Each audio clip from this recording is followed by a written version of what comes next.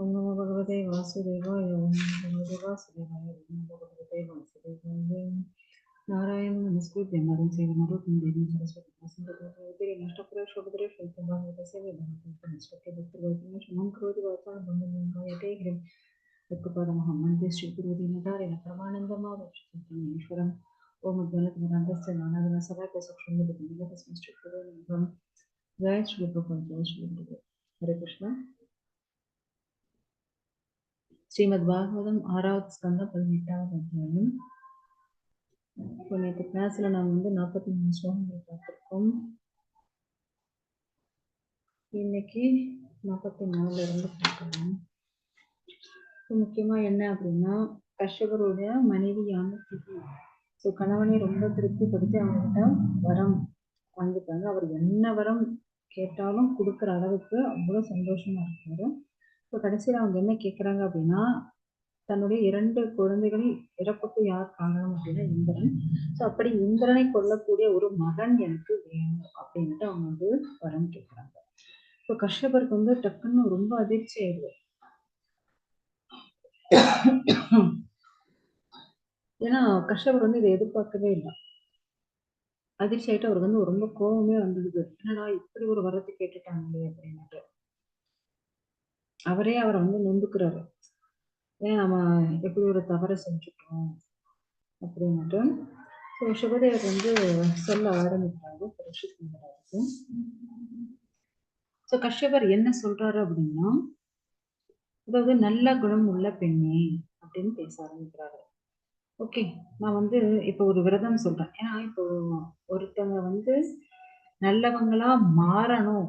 இப்ப கெட்ட குணம் இருக்கு, அவங்க நல்லவங்களா எப்ப மாற முடியும் அப்படின்னா, எப்ப பகவானுடைய சேவையில அவங்க ஈடுபடுத்துறோமோ அப்ப அவங்க நல்லவங்களா. அப்படி நல்லவங்களா இவங்க மாறணும் அப்படின்ட்டு அவர் என்ன பண்றாரு, இந்த பும்சவன விரதத்தை அவங்க கிட்ட சொல்றாரு. ஸோ இந்த விரதமானது 1 ஆண்டு காலம் இதை நம்ம ஃபாலோ பண்ணணும். ஏன்னா 1 வருஷம் இதை ஃபாலோ பண்ண அப்படின்னா உனக்கு இந்திரனை கொல்லக்கூடிய மகன் பிறப்பான். சப்போஸ் நீ இந்த விரதம், ஏன்னா இந்த விரதம் என்ன அப்படின்னா வைஷ்ணவ கோட்பாடுகளை கொண்டுள்ளது. இந்த விரதம் எப்படியாப்பட்டது? வைஷ்ணவ கோட்பாடுகளை கொண்டுள்ளது. அப்படியாப்பட்ட விரதம் இது. இந்த விரதத்தை நான் விரத பங்கம் நீ ஏதாவது செஞ்சுட்டேன்னு வச்சுக்கோ. ஸோ உடனே என்ன ஆகும் அப்படின்னா, இந்திரனுக்கு நண்பனாகக்கூடிய ஒரு மகன் பிறப்பான். ஃபாலோ பண்ணா இந்திரனுக்கு விரோதியான மகன் பிறப்பான், கொல்லக்கூடிய மகன் பிறப்பான். அப்படி நீ ஃபாலோ பண்ணல அப்படின்னா என்ன ஆகும்? இந்திரனுக்கு சாதகமா ஒரு நண்பனை போல ஒரு குழந்தை பிறந்தது அப்படின்னு அவர் சொல்லிடுறாரு. உடனே திதி என்ன சொல்றாங்க அப்படின்னா, இல்ல நான் நீங்க சொல்ற அறிவுரைகள், இந்த விரதத்தை நான் ரொம்ப பர்ஃபெக்டா ஃபாலோ பண்ணுவேன். ஸோ நான் என்ன செய்யணும், எப்படி எல்லாம் செய்யணும் அப்படின்னுட்டு நீங்க எனக்கு ரொம்ப டீட்டெயிலா ரொம்ப தெளிவா விவரிச்சு சொல்லிடுங்க. அப்பதான் என்னால என்ன பண்ண முடியும், இதை ஃபாலோ பண்ண முடியும் அப்படின்ட்டு அவங்க கேட்கிறாங்க. இப்போ 47வது ஸ்லோகத்திலிருந்து 53 வரையும் அந்த விரதத்தை பத்தி சொல்ல போறாரு. இதுல 47, 48, 49, 50, 51 இந்த 5 ஸ்லோகங்கள் மட்டும் என்னென்ன செய்யக்கூடாது அப்படின்ட்டு சொல்லக்கூடிய விஷயங்கள். அதாவது பெண்கள் இந்த விரதத்தை ஃபாலோ பண்ணும்போது இதை என்னென்ன செய்யக்கூடாது, டோன்ட்ஸ் என்னென்ன பண்ணக்கூடாது. ஸோ அடுத்தது 52, 53 அந்த 2 ஸ்லோகங்கள் மட்டும் என்ன செய்யணும், டூஸ் என்ன செய்யக்கூடிய விஷயங்கள் அப்படின்ட்டு அதை பார்க்க போறோம். ஸோ முதல்ல என்னென்ன செய்யக்கூடாது அப்படின்ற விஷயத்தை இப்போ சொல்ல ஆரம்பிக்கிறார். கஷ்யபர் சொல்றார், ஓ அன்பு மனைவியே, இந்த விரதத்தை அனுஷ்டிக்கும் போது யாரையும் இம்சிக்க கூடாது. இம்சன்றது மற்றவங்களை அடிக்கிறதோ கொள்றதோ இல்ல, மற்றவங்களை மனசு துன்புறுத்துற மாதிரி மனசு வலிக்கிற மாதிரி பேசுறதும் என்ன இம்சைதான். அதனால யாரையும் இம்சிக்க கூடாது. அதே போல அடுத்தது யாரையும் சபிக்க கூடாது. அடுத்தது பொய் சொல்லக்கூடாது. அப்புறம் இந்த 1 வருஷ காலமும் நகமோ இல்ல ரோமங்களையோ வெட்டக்கூடாது. அதே போல எலும்பு மண்டையோடை போன்ற அமங்கல பொருட்களை தொட்டுடக்கூடாது. ஏன்னா இப்ப அந்த காலத்துல எல்லாம் அவங்க வெளியேதான் குளிக்கிறதுக்கோ எல்லாத்துக்குமே வெளியேதான் போகணும் இல்லையா. ஸோ இப்போ நம்ம பார்த்தோம் அப்படின்னா நம்ம வீட்டுக்குள்ளேயே எல்லாமே இருக்கு.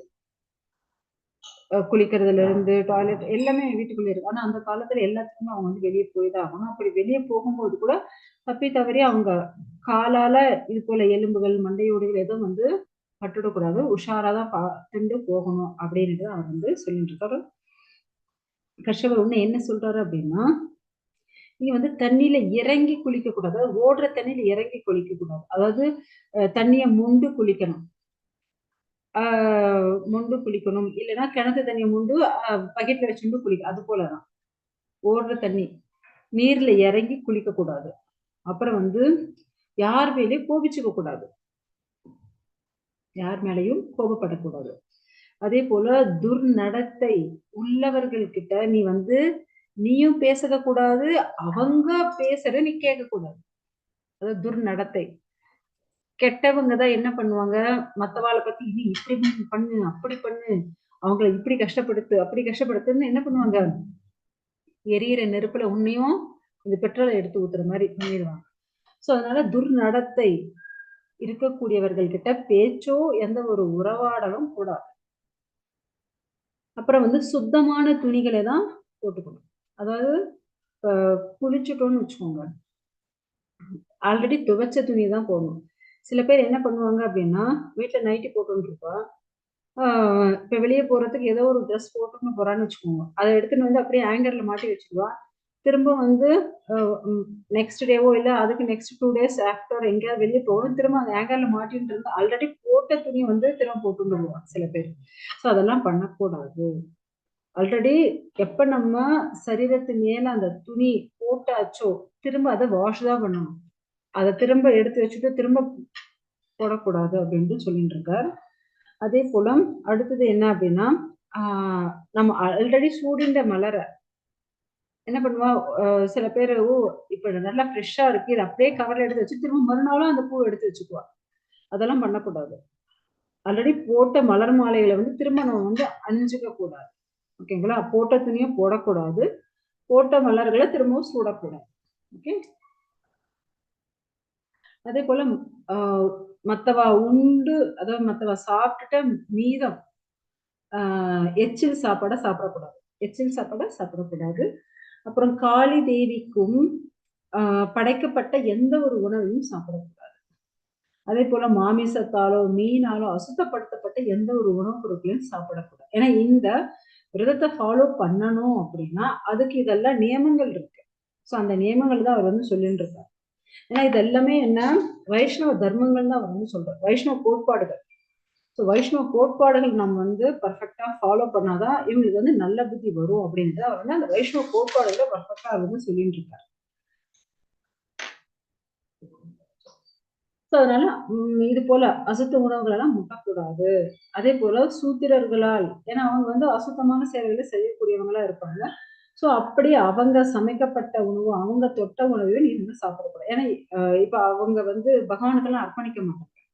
அதே நாமளா இருந்தா என்ன பண்ணுவோம், நம்ம கையால பகவானுக்காக சமையல் பண்ணி அதை வந்து பகவானுக்கு அர்ப்பணம் பண்ணுவோம். ஆனா அவங்க அப்படி பண்ணியிருக்க மாட்டாங்க. அதனாலதான் அவர் வந்து அப்படி சொல்லிட்டு இருக்கார். அதே போல மாத விலக்கு ஆன பெண்கள் சமைச்ச இல்ல அவங்க பார்த்த உணவை கூட நம்ம சாப்பிடக்கூடாது. அப்புறம் வந்து 2 கையால இப்ப நான் தண்ணி குடிச்சோம் அப்படின்னா 2 கையால பிடிச்சு குடிக்கிறா இல்லையா, அது போல குடிக்க கூடாது. 2 கையால நீர், அதாவது மத்த தண்ணி ஊத்துனாங்கன்னு வச்சுக்கோங்க, அப்ப வந்து 2 கையால பிடிச்சு குடிப்பா. இல்லைன்னா சொம்பு கூட செய்யப்படும் 2 கையால பிடிச்சு குடி. அதெல்லாம் பண்ணாதீங்க. ஜஸ்ட் ஒரு கையால தான் நம்ம வந்து கிளாஸ்ல இல்ல ஏதாவது சொம்புல குடிச்சுட்டு குடிக்கணும். அதே போல சாப்பிட்ட பிறகு, ஏன்னா இதெல்லாம் வைஷ்ணவ தர்மங்கள் தான். ஸோ சாப்பிட்ட பிறகு வாயை மற்றும் கை கால்களை கழுவணும்.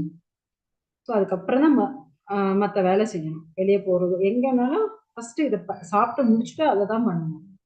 அப்புறம் வந்து பொழுது சாயும் போது ஈவினிங் டைம்ல, அதாவது தலை விரிச்சு போட்டு தெரியக்கூடாது. ஆனா இப்ப அதெல்லாம் சொன்னா யார் கேட்கிறாங்களோ தெரியல. ஏன்னா இப்ப என்ன ஃபேஷன் ஆயிடுது அப்படின்னா, ஜடை போட்டுன்னு இருந்தா தப்பா நினைக்கிறா.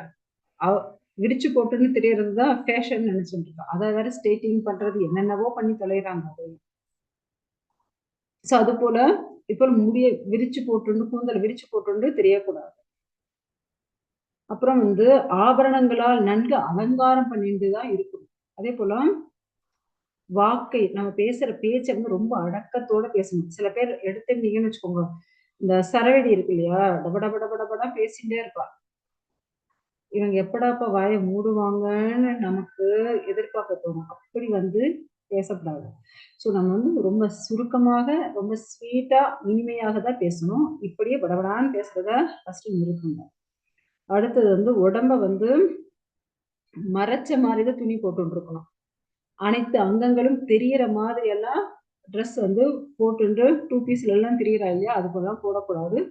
உடம்ப மறைக்கிற அளவுக்கு தான் துணிகள் வந்து பெர்ஃபெக்ட்டா போட்டுருக்கணும் அப்படின்னு சொல்றாரு. அதே போல கால்கள் எல்லாம் நல்லா கழுவணும். ஆம், அப்படி இருக்கும். அதே போல அசுத்தமா போய் அப்படியே படுத்துக்க கூடாது. கால்கள கழுவுனா, அந்த கால்கள் கழுவுன தண்ணி காஞ்சதுக்கு அப்புறம் தான் படுக்கணும். ஓகேங்களா? கால் அழுக்கா இருக்கும்போது படுக்கக்கூடாது. அப்படி கழுவிட்டீங்கன்னாலும், அந்த தண்ணி காஞ்சதுக்கு அப்புறம் தான் படுக்கணும். அப்படி படுத்தாலும் அது வடக்கு பக்கமோ, இல்ல மேற்கு பக்கமோ தலை வச்சு படுக்கக்கூடாது. ஓகே. அதேபோல நிர்வாணமாகவும் படுக்கக்கூடாது. மற்ற பெண்களோட அதாவது சூரிய சூரிய உதயம், இல்ல சூரிய அஸ்தமனம் அந்த நேரத்துல நம்ம படுக்கக்கூடாது. சூரிய உதய டைம்லயும் படுத்துட்டு இருக்கக்கூடாது. அஸ்தமன டைம்லயும் படுத்திருக்கு அந்த டைம்ல நம்ம வந்து பூஜையில தான் இருக்கணும். பகவானுக்கான விஷயங்கள்ல தான் நம்ம வந்து ஈடுபடணும் அப்படின்னு சொல்றாரு. அப்புறம் வந்து சுத்தமான ஆடைகள தான் அணிஞ்சுக்கணும். எப்பொழுதும் வந்து பரிசுத்தமாக இருக்கணும். முக்கியமாக மஞ்சள், சந்தனம், குங்குமம் இப்படி மங்கள பொருட்களால எப்பவுமே அலங்காரம் பண்ணிட்டு தான் இருக்கணும். காலையில நம்ம வந்து சாப்பிடுறதுக்கு முன்னாடி பசுக்களுக்கும், பிராமணர்களுக்கும் என்ன பண்ணணும்? பூஜை செய்யணும். அப்புறம் லக்ஷ்மி தேவி, சாக்ஷாத் முழுமுதற் கடவுளான பகவான் நாராயணனுக்கும் நம்ம வந்து பூஜை செய்யணும். அதுக்கப்புறம் தான் நம்ம வந்து உணவு சாப்பிடணும். சோ முக்கியமா என்ன இங்க இவ்வளவு நேரம் என்ன பார்த்தோம்? என்னெல்லாம் செய்யக்கூடாது. இப்ப என்ன செய்யணும்? சுத்தமான ஆடை அணிஞ்சுக்கணும், பரிசுத்தமா இருக்கணும், மஞ்சள், குங்குமம் வச்சுக்கணும், சந்தனம் எல்லாம். அதுக்கப்புறம் என்ன? சாப்பிடுறதுக்கு முன்னாடி பசுக்களுக்கும், பிராமணர்களுக்கும் பூஜை பண்ணணும். அதே போல லக்ஷ்மி தேவிக்கு, வாசுதேவ நாராயணனுக்கும் பூஜை செய்யணும். அதுக்கப்புறம் தான் உணவு உட்கொள்ள வேண்டும். சோ அதே போல இந்த விரதத்தை அனுஷ்டிக்கும் போது எப்படி இருக்கணும்? சுமங்கலி பெண்கள் வந்து மலர் மாலைகள் எல்லாம் ஆக்கி போட்டுருக்கணும். அதே போல சுமங்கலி பெண்களுக்கும் இவங்கள என்ன பண்ணலாம்? இது போல பூ, சந்தனம், ஆபரணங்கள், மற்ற பொருட்கள் எல்லாம் பூஜை பொருட்கள் எல்லாம் வந்து கொடுத்து அவங்களே நம்ம வந்து பூஜை பண்ணலாம். முக்கியமா கர்ப்பவதியா இருக்கக்கூடிய மனைவி வந்து தன்னுடைய கணவன் பிரதிநிதி தான் இப்ப என்ன தன்னுடைய வயித்துல இருக்கு. சோ தன் கணவனை நினைச்சு ஏன்னா பகவானா கணவனை நினைக்கிறா இல்லையா? சோ அப்படி வந்து அவரை நினைச்சுட்டே எப்பவும் தியானத்துல இருந்துட்டு பூஜிக்கணும். ஓகே. சோ இப்படிதான் இருக்கணும் அப்படின்ட்டு அவர் வந்து சொல்றாரு. சோ இன்னும் என்ன சொல்றாரு அப்படின்னா, கஷ்யபர் வந்து இந்த பும்சவன விரதம், இந்த விரதத்தின் பேரு என்ன அப்படின்னா பும்சவன விரதம். சோ கண்டிப்பா இத வந்து 1 வருஷம் நீ வந்து அனுஷ்டிக்கணும். சோ அப்படி நீ வந்து ரொம்ப பெர்ஃபெக்ட்டா அனுஷ்டிச்சுட்ட அப்படின்னா, இந்திரனை கொல்லக்கூடிய ஒரு மகன் வந்து கண்டிப்பா உனக்கு வந்து பிறப்பான். அப்படி நீ வந்து அத ஃபாலோ பண்ணல, ஏதாவது விரத பங்கம் ஆயிடுத்து அப்படின்னா, தவறு ஏதாவது செஞ்சுட்ட அப்படின்னா, இந்திரனுக்கு நண்பனாக கூடிய ஒரு குழந்தை வந்து பிறந்துடும் அப்படின்ட்டு அவர் வந்து சொல்லிட்டாரு. இப்ப சுகதேவர் இன்னும் என்ன சொல்றாரு அப்படின்னா, இந்த கஷ்யபரினுடைய மனைவியான திதி, ஓகே.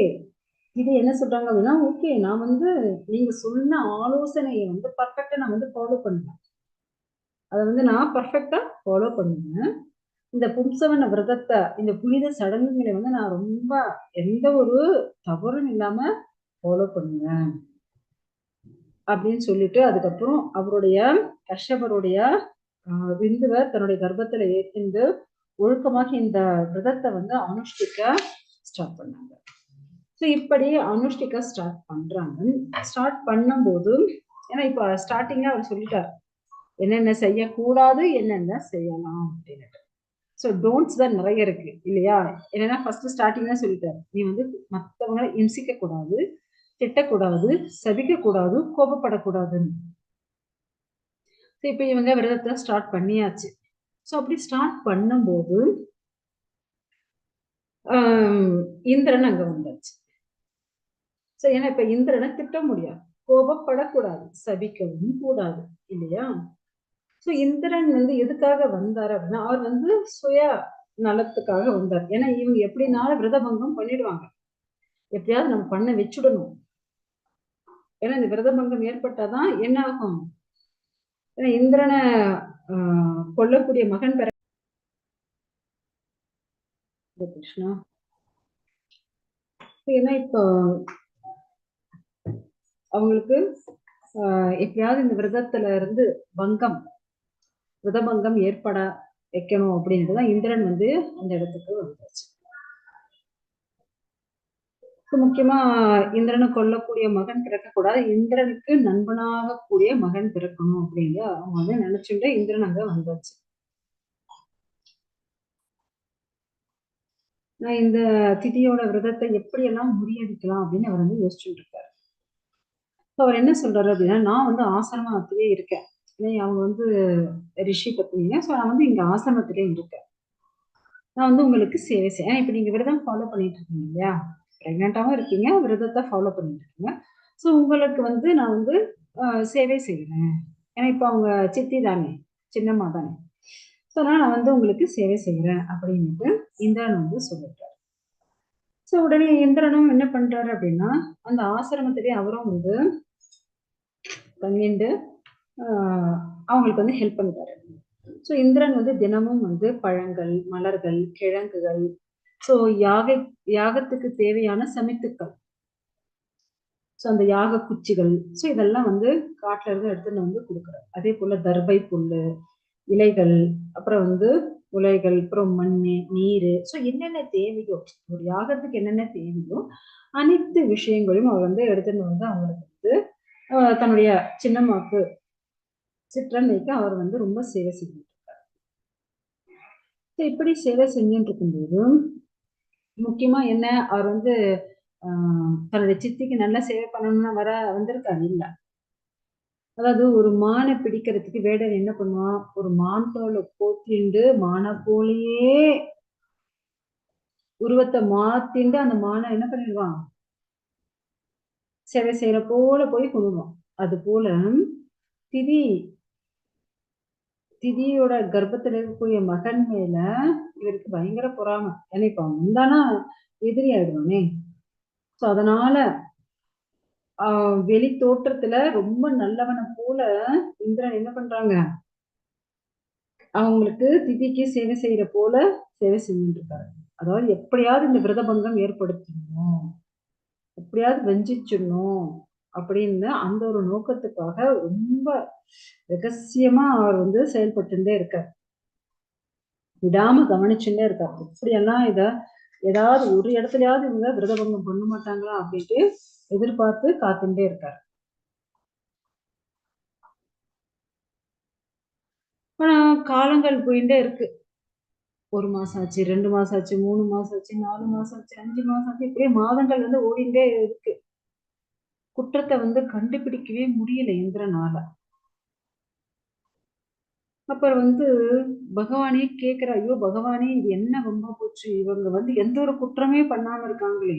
ஏன்னா எதெல்லாம் பண்ணப்படாதுன்னு சொன்னாரோ அதெல்லாம் பர்ஃபெக்டா பண்ணாம இருக்காங்க, எதெல்லாம் பண்ணணும்னு சொன்னாங்களோ அதெல்லாம் பர்ஃபெக்டா பண்ணிட்டு இருக்காங்க. பட் விரதபங்கம் ஏற்படவே இல்லையே. அவங்க வந்து டெய்லி லக்ஷ்மியும் நாராயணரும் வழிபட்டு இருக்காங்க, பிராமணர்களை அப்புறம் பசுவை இதெல்லாம் பூஜிச்சுட்டு இருக்காங்க. எதெல்லாம் செய்யக்கூடாதுன்னு சொன்னாரோ அதெல்லாம் செய்யாம ரொம்ப பர்ஃபெக்டா இருக்காங்க.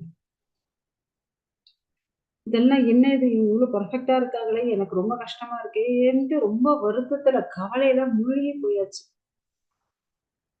அப்படியே வந்து ரொம்ப கஷ்டத்துல மூழ்கி இருக்கக்கூடிய அந்த நேரத்துல, ஏன்னா விரத அனுஷ்டானங்களை வந்து திதி வந்து ரொம்ப பர்ஃபெக்டா ஃபாலோ பண்ணிட்டு இருக்காங்க.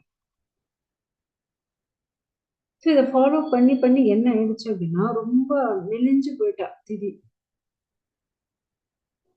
விடிஞ்சு போயாச்சு. ஒரு சமயம் என்ன ஆயிடுச்சு அப்படின்னா, சாப்பிட்ட உடனே அவங்க வந்து துரதிர்ஷ்டமா வாயும் கைய கால கழுவ மறந்துருச்சு. அதுவும் சந்தியா வேளையில. நம்ம ஆல்ரெடி பார்த்தோம் இல்லையா? சூரிய உதயம், சூரிய அஸ்தமனம். அந்த 2 நேரத்துலயும் எப்பவுமே பெண்கள் வந்து படுக்கக்கூடாது. ஆனா அந்த நேரத்துல இந்த அம்மா வந்து ஏன்னா பிரெக்னென்ட்டா இருக்காங்க. கொஞ்சம் மசக்கையில, டயர்ட்ல என்ன ஆயிடுச்சு அப்படின்னா, அவங்க வந்து அந்த நேரத்துல அவங்களையே அறியாம தூங்கியாச்சு.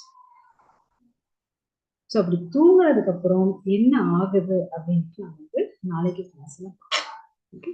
Hare Krishna. Any questions, any doubts?